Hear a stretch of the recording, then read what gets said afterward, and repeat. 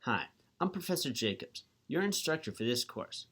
I'd like to welcome you to this course and introduce you to its content.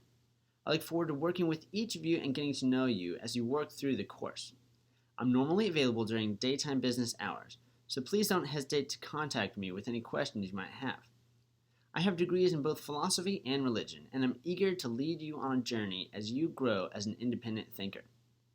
Through this course, you'll practice critical thinking skills and habits that will equip you to develop beliefs that are well-grounded in reason. The instruction of this course is designed to help you in all of life, and not just during this course. Most of your courses focus on teaching you facts and figures and giving you information to memorize. But this class teaches you how to think well in every area of your life, especially about your most important beliefs. Again, I welcome you to this course and look forward to working with you as you grow. Welcome to the course. In this video, I will introduce you to the syllabus and the requirements for this course. Now, this is an example syllabus. If you're watching this video, then this video applies to the syllabus for your class. Even if you are not in Introduction to Philosophy Spring 2020, as it says across the top, if you're watching this video, then it's still relevant to your class because your syllabus is very similar to this one. Now, you see along the top right here, it will have the information for your particular class, as well as dates, the class number and dates. And then over on the left, you'll see a link to the video that you're watching right now. That's something that you should watch maybe a couple times during the semester whenever you have questions. Next, you'll see a link to the syllabus that we are watching right here. Actually, it's a link to my website where you can find the syllabus for this class. And then we have a link to the online reader. Almost all of the required readings for this class are in the online reader. For this example syllabus, everything in the class is provided for you already. So you click on the online reader, and this is what will happen. You will be brought to this document called the online reader. If you are viewing this document on something like an iPad, you should be able to find the document outline where it's a table of contents. You can click on any of these listed readings here. So for example, let's look at 1.3. What you'll see is you'll see a series of questions called walkthrough questions, and then you'll have the reading or link to the reading. Also, if you scroll down to the second page, you'll see a table of contents, and you'll be able to click on those readings, and it'll bring you straight to the reading. Now let's go back over to the syllabus. You'll also see under required materials a rule book for arguments, or some other book that you will eventually have to write a summary on in one of your papers. When you click on that, this is what will happen. You'll be brought to this PDF, which is the book in question. I've provided the book here for you. You can read it. This copy is 86 pages, so you do need to read the entire thing when we get to that assignment. I also encourage you to order a physical copy for yourself as well. Let's jump back over to the syllabus. You'll also find here a link to other videos that will be relevant to this class. When you click on that, this is what will happen. You will be brought to a list of videos that are relevant to this course. At the top, you can already see here the welcome and syllabus video that you're watching right now, and you can scroll down and see all of the other videos in order that you will need for this course. On the far right, you'll see that you will need online class access. This is where you're going to end up submitting all of your homework assignments. Now below that we have the course description just copied from the catalog and the learning outcomes. Over on the right you'll see my contact information. Below that you'll see the grade distribution right there in the center. So reading walkthroughs 25% for papers, tests, and lecture reviews. Over on the left you'll see just a couple quick notes that if I catch you in plagiarism, then you will fail the course. Of course, I will take it in a case-by-case basis and we'll have dialogue about it. Also, if you need any accommodations for any reasons, please contact me. On the right is a warning that this syllabus is online and may be modified at any time with notification to the students. Now that refers to, if you scroll back up here, the link to the syllabus. This syllabus is online and it's live. So if I make any sort of announcements about an extension on due dates or canceling some sort of assignment, if I make any announcement like that, I will email everyone. I'll make an announcement that emails everyone, and you'll also see it on the online syllabus. So it's important for you not to just rely on a downloaded copy of the syllabus, but to have a bookmark in your web browser that links directly to the online syllabus. Now, moving down to the second page, we have detailed instructions about the requirements. Over on the right, you want to see that due dates are not listed here. Due dates are listed on the calendar later.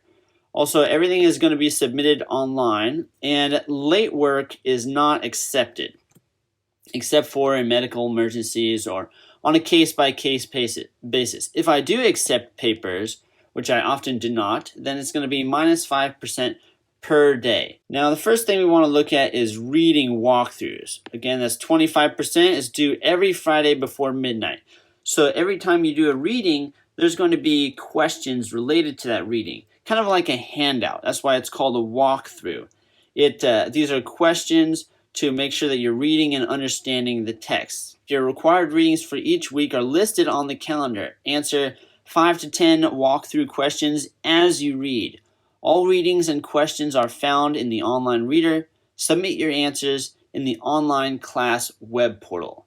You may submit 2 attempts. The highest grade will be kept. So as you saw earlier, the online reader has the questions as well as the reading. So it's all open book. It's kind of like a handout. Then when you go to the online class web portal, it'll look like a quiz, but don't think of it as a quiz. Think of it as just a way to submit your answers for this walkthrough or this handout. And you can submit twice. It'll just keep the highest grade. Next up, we have lecture reviews. These are questions to make sure that you're understanding the contents of the videos. So I will just read it here. Again, these are due every Friday before midnight, due at the same time as the walkthroughs. And the videos will be related to the readings. They will explain the readings. Lectures are very closely tied to the readings. So it says here, required videos are listed in the course calendar on the YouTube playlist, which I've already shown you. While you watch, take notes for the test and answer questions found in the lecture. So that's while you watch, all right? Take some detailed notes. These lecture reviews, the questions for them are already provided. Just follow this link here, right? Just like with the reading walkthroughs, you already have the questions that you should answer while you're doing the readings. For the lectures, you already have the questions that you should be answering while you're watching the videos. Not all videos have a corresponding lecture review, but they'll still be on the test. Submit your answers in the online web portal, right? Just like with the walkthroughs. You may submit 2 attempts. The highest grade will be kept. Some videos will refer to write-ups. That's something that you should just ignore. Anytime toward the end of a video, a lecture video, if it says something about write-ups and gives a few questions, just ignore those write-up questions because that relates to an old version of this class. I don't have that assignment anymore. Now, scrolling down, you'll see papers. You have 2 papers. The first is a book summary. That's where you'll read a rule book for arguments or whatever other book is assigned for your class. You can follow it at that link, right? I also want you to read the introduction. The goal of this assignment is to write a chapter-by-chapter summary and submit online. Write at least 1 paragraph per chapter and start each new chapter summary with in chapter 1, right? In chapter 2, in chapter 3. Grading is based on detail, accuracy, and whether you satisfy the minimum length. You can write a paper that's a lot longer than this if you want to, but this is the minimum. There's no maximum. This is the minimum. And then we'll have paper 2, the research paper.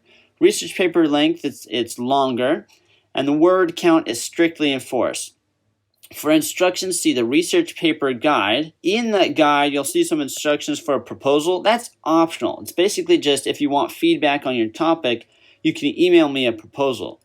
Now, the key way to get an A for this research paper is that you need to read that research paper guide very carefully, especially the section that's called Chicago Style Guide and Rubric, the grading rubric on the research paper guide.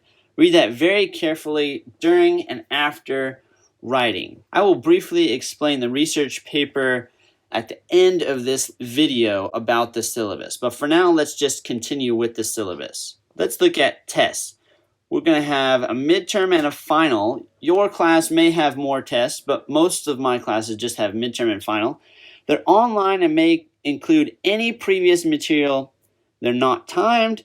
They're open book and open note. But read that carefully because that's the case for most of my classes, but there may be a special case for your particular class where it's not open book. So make sure you read that in your syllabus. Again, the value is 25% for all of the tests. Right? Even though they're open book, they are hard and require study. I do encourage you to study. You need to study even though it's open book. How do you get an A? Well, the highest scoring students take a lot of detailed and organized notes during the lectures and study their notes before tests. Study even for open book tests. When you are taking a test, right, one of these open book tests, some things are going to sound familiar and you'll think, oh, I know this. I don't have to look it up. But if you didn't study, your confident guess will probably be wrong. And I've seen this in my 1,500 students. It happens all the time. Next, we have extra credit. It's due at the end of the term. We have two different kinds. We have extra walkthroughs and extra research. So for extra walkthroughs, they work like a normal walkthrough, and they're listed on the calendar, right? You submit online, it works just like a normal walkthrough, and you'll see that in the calendar. They're labeled extra credit. They'll be very clear. And they'll be just like normal. You'll find them on the online reader. And then extra research, look at the extra credit guide, right? Ultimately what this is going to be watching some sort of video that's about 2 hours. And I have a list of some pre-approved videos in that document if you click on it.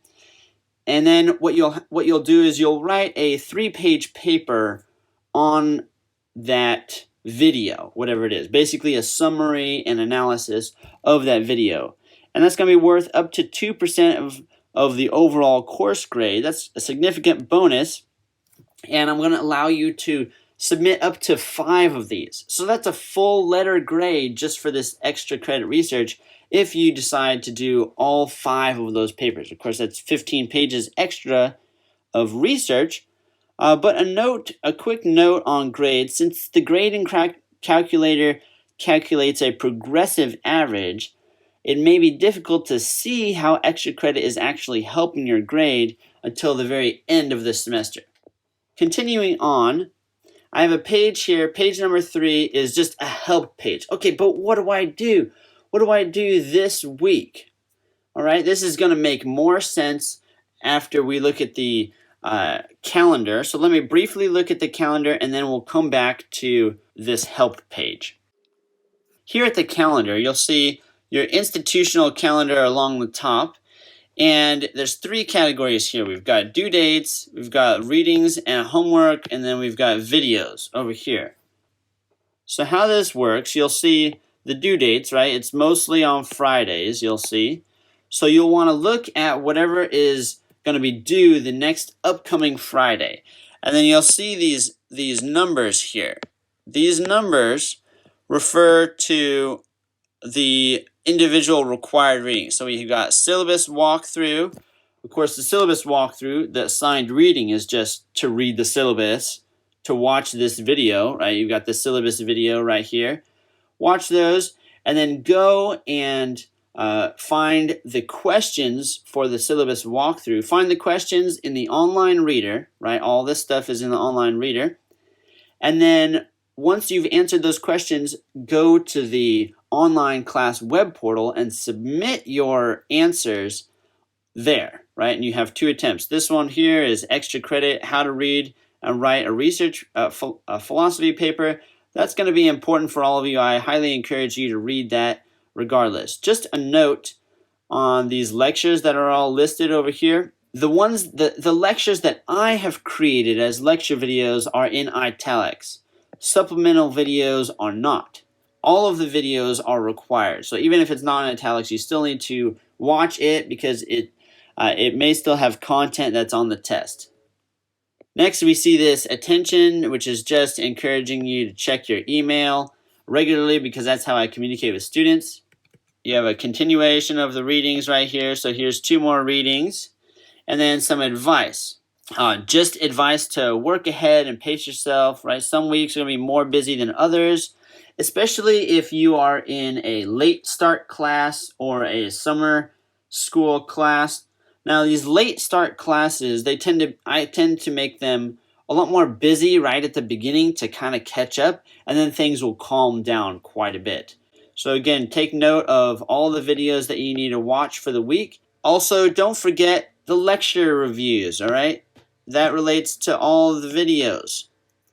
So be sure to do the lecture reviews. Don't forget to do the lecture reviews. I have had students before where halfway through the semester, they realize they haven't been doing any of the lecture reviews. Remember, every week you need to do the reading walkthroughs and the lecture reviews. Continuing on here, you can see that each of these are organized by week. And when you have something like a midterm, right, be aware of that so that you don't miss it. The paper number 1, research paper, and we have final exams week right here. You want to take note of the final exam, and all extra credit is due. After that, you just have institutional policies. You can read that if you want. The details that I'm required to put in the syllabus, and it could be helpful information for you about drop policies and library and different things like this. Now let's scroll back up to the help page. All right, what do I do this week? Well, make sure you have very carefully read all of the requirements on pages 1 and 2. All right, that's basically referring to this page right here. Right, read all of that, and that you've watched the syllabus video. Right, I encourage you to reread these every week. Each week you'll think, I already read those, but your memory will fail you, and without you realizing it. And at the end of the semester, you'll realize that you have been making a significant mistake all semester. Now you're thinking, yeah, but that won't happen to me. Nevertheless, that happens to lots of my students every semester. Okay, so read the requirements. Next, look at the syllabus calendar, which we just saw below. Right? See what's due the upcoming Friday. Do not rely on the online class web portal to tell you due dates. I often have students that say, oh, I didn't see that pop up in the online class web portal, right? I didn't see the due date pop up. Well, it might not, because I don't want you to rely on that. I want you to rely on the syllabus. So readings are listed every week. Make sure that you're checking the online reader to find the walkthrough questions that you'll answer for the readings. But you need to read all of the questions before starting your reading. And then you answer those questions as you read. And then you submit them in the online quiz. It looks like a quiz, but remember, don't think of it like a quiz. Think of it just like a walkthrough, because it's more like a workbook handout. It's not really a quiz because it's open book. I give you all the questions ahead of time. Next, count how many videos are listed this week. All right, to actually watch the videos, you'll need to click the link on the YouTube playlist, which I already showed you. Right, that's important. And as you watch the videos, you want to do 2 things. You want to take notes, and you want to answer the lecture review questions. So make sure you have those questions handy as you're watching the videos. Right? Remember, you'll have 2 attempts on those. You can find these questions by clicking on the link provided in the requirements page of the syllabus up above. And just like walkthroughs, you'll read all the lecture review questions before watching. Right? So this is just some detail. If you feel lost, what do? Go to this help page and it'll walk you through. And remember to submit any tests or papers that are due this week. So how do you get an A in this class? Well, again, read the requirements and stick to the calendar. That's key. Don't procrastinate, right? You need to plan ahead. Especially, plan out your week. A good thing to do is going to be to pace yourself, right? Schedule a little bit every day, a little each day, so you don't feel guilty for not doing everything. Now, remember, I encourage you to work online and back up files often. Every semester I get multiple students that say, oh, my computer crashed or my internet isn't working, and people always think, oh, this isn't going to happen to me. I encourage you to use something like Google Docs to access your documents from any computer at any time. They're automatically backed up. That's what I always use. That's what you're viewing right here. Also, I encourage you to ask questions. If you feel like you're struggling or you don't know what's going on, right? You don't understand requirements or concepts or your grade, don't hesitate to contact me. I want to help you. I chose to be a teacher because I like students. I like communicating with students. I want to hear what your questions are. Even if you think it's some small question, insignificant question, don't worry about it. It's just email, and I'm your professor. I'm here to help you out. Now, let's look back up at the paper. If you click on the research paper guide, it'll bring you over here. So here on the research paper guide, you'll see the contents right here at the top.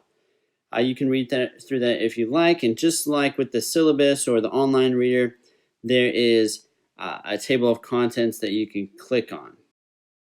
The paper instructions, basically this is a research paper, right? So it has to be on a philosophical topic.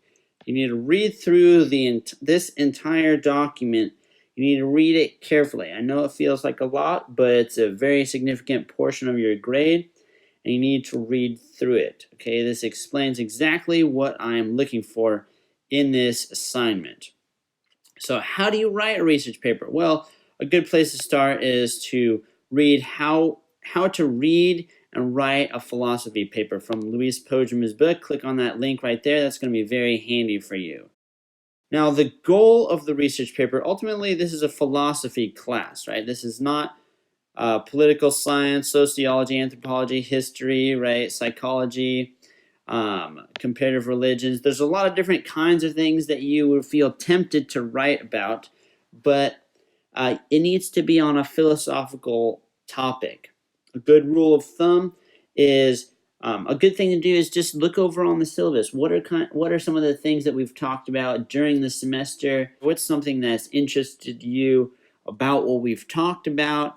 You could stick to that. Something applied ethics might be kind of handy as well. If you really have a question about whether or not your topic is philosophical enough, go ahead and email me. That's a great thing to do.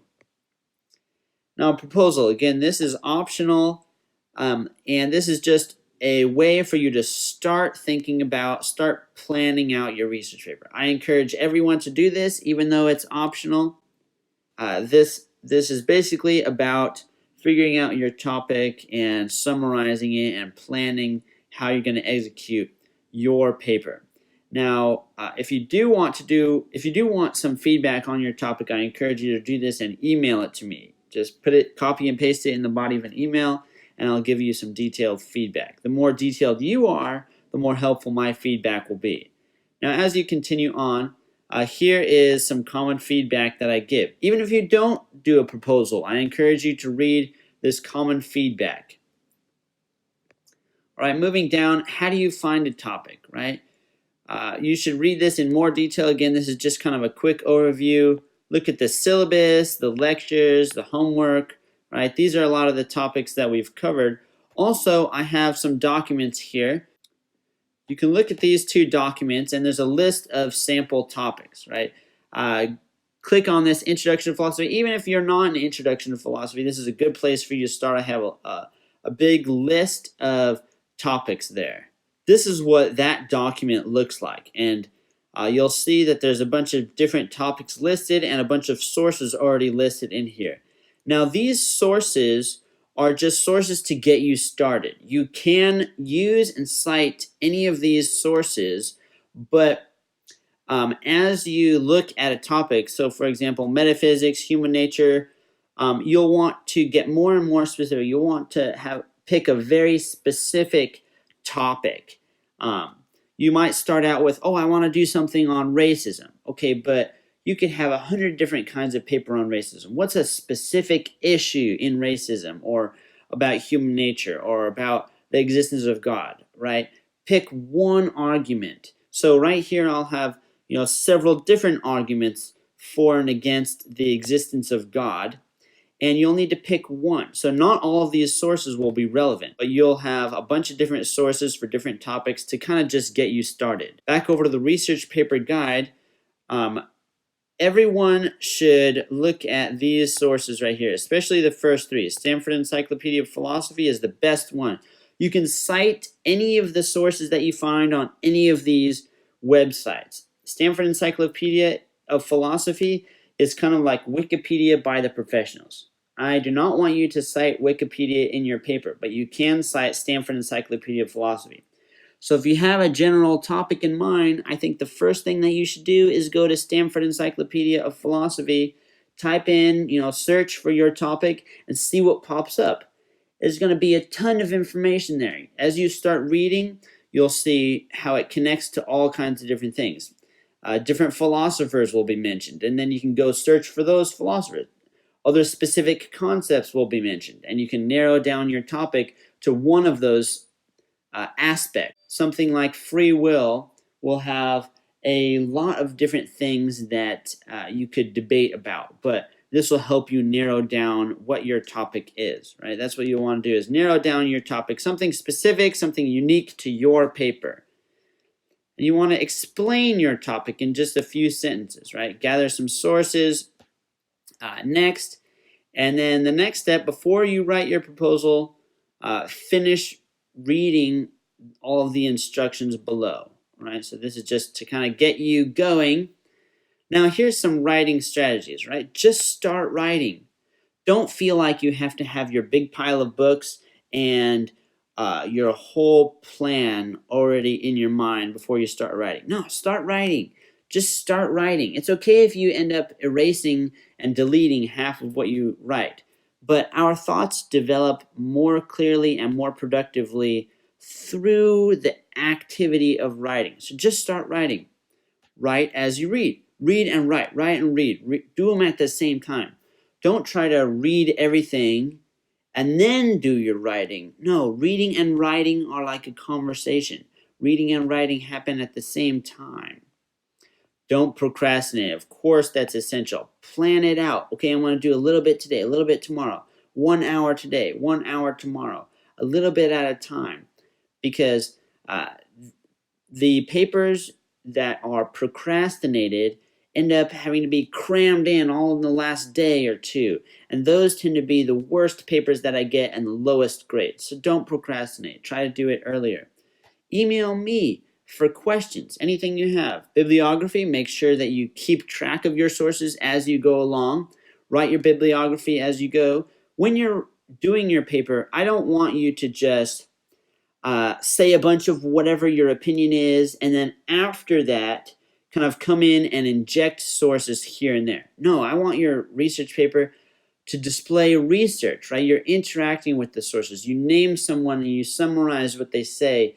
And so when I see a citation in your paper, it's not just out of nowhere. I see that you've named that person and you're actually talking about that person. Chicago Style Guide, right? Follow the formatting instructions that I have below. And introduction, right? Write your introduction, rewrite your introduction. Make sure that you cut out any fluff.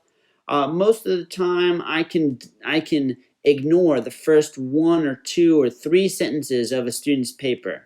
Right? When you write your thesis is a one sentence specific statement, detailed statement about what it is that you are trying to defend. What's the idea that you're trying to get across, that you're trying to prove? Just start out your first sentence of your paper.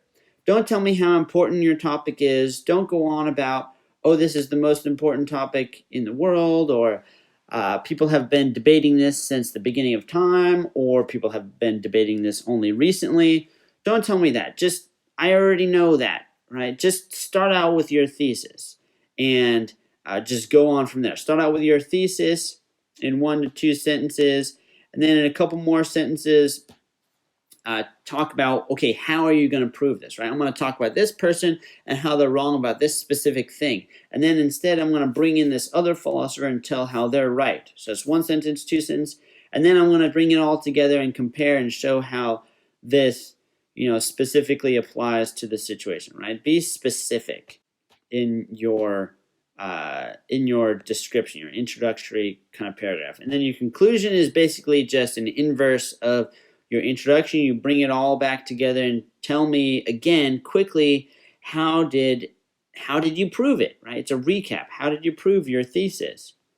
Now, going on, I encourage you to, you don't have to write out an outline for yourself. I encourage you to do that, but your paper should still have structure. It should display an argument, which is to say every paragraph builds on the previous. It's a building up. It's a progression.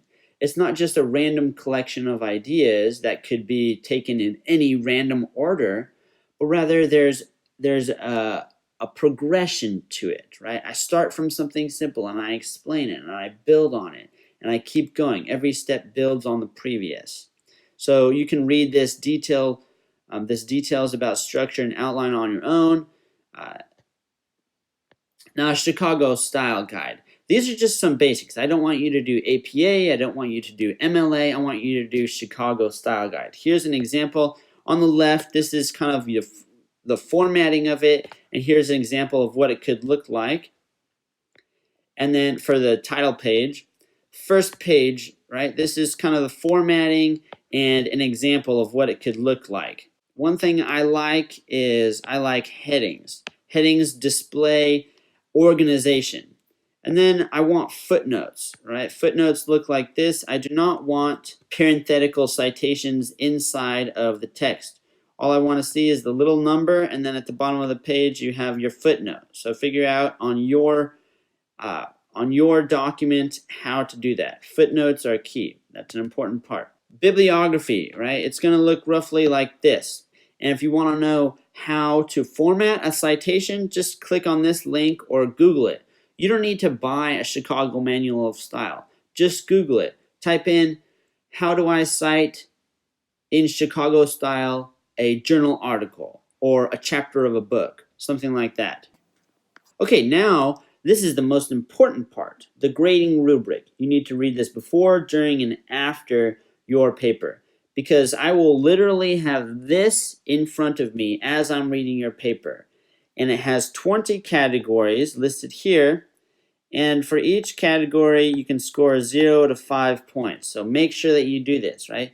A page, make sure you've got title page, bibliography, page numbers. If you're missing one of these, it's automatically going to be a deduction. Citation, make sure that they are footnotes. Make sure that they are not in-text citations, but they are footnotes. And then make sure you've got 2 per page. You cite all the required information. Bibliographic sources, right? You need to have the right number. Usually it's 5 scholarly sources. They need to be quality sources. So you need to have enough sources. And they need to be good. And formatting as well. So here's some examples. The following may be used, but do not count towards the required scholarly sources, right?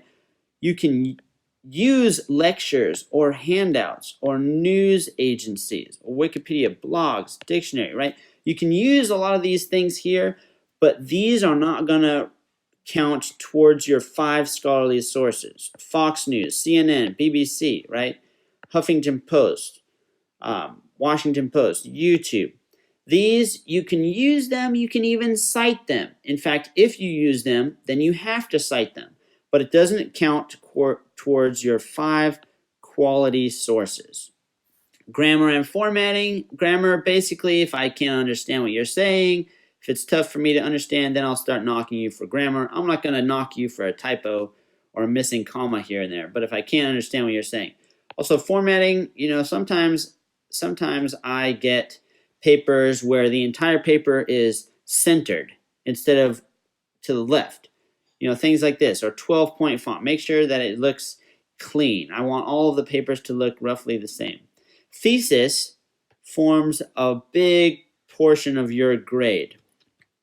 So what does that mean? Well, I want it to be easy to identify. I can point to one of the sentences in the first paragraph and say, oh, this is the thesis. It's easy for me to identify. It needs to be clear and specific. Don't just say, I'm going to defend pro-life or pro-choice in the abortion debate. No, because I could get 100 papers on that and they'll all be different, right? Your thesis needs to be clear and specific. You need to say, I'm going to defend that life begins at conception because of this or that facet. And then your next sentence could be about, I'm going to use this source and I'm going to appeal to this and I'm going to address counter arguments from the other side, right? You need to say specific things in your introductory paragraph. Unique and philosophical. Again, this is not a paper about your motivational goals. It's not a paper about psychology or some current events news article. This is a philosophy paper, and if you're not sure what that means, think about it like this. If somebody reads your paper 30 years from now, it should still be relevant because you're talking about the philosophy, and philosophy is timeless. If you're talking about something where it's not going to be relevant 6 months from now or 10 years from now, then you probably need to think about the abstract concepts that are related to that issue. Introduction and conclusion. Is it short and is it to the point? I don't want some big fluffy introduction. I don't like fluffy. Instructions, that's sort of a catch-all. Did you follow the instructions or not? Writing style, are your thoughts clearly presented? Are they organized well? Is there a logical flow to your argumentation? Again, I like headings and subheadings. You don't have to do that, but that's very good for you to do. Source interaction. Are you actually interacting with your sources? Right? Do you name them and do you talk about them? Does it look like I'm reading a conversation where you actually did research and your arguments are in response to a specific person, a specific article, a specific chapter, something that you found during your research? That is source interaction. Sometimes I read papers where it looks like the person just wrote the paper and then afterwards found some sources and injected them into the paper, but they don't really interact with the sources. They don't name people. They don't summarize arguments. I want genuine source interaction. Focus. Right? Focus. Are you distracted? I want you to discuss only the relevant material. If it doesn't support your thesis, if it doesn't develop your argument, then it's a distraction. Cut it out. Right? That's a good thing to catch. After you've written a rough draft, go back and reread your paper. Figure out if everything is actually relevant.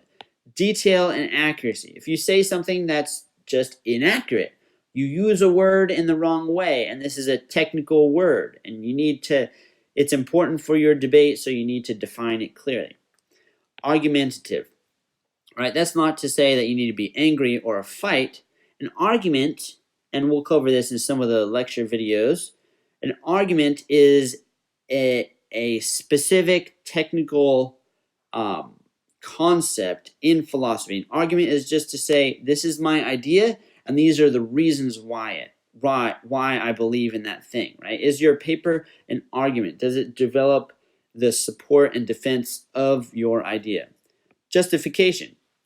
Are your reasons actually good, right? Do you support every claim, or do you just make a bunch of different claims that come out of nowhere without defending them or giving evidence?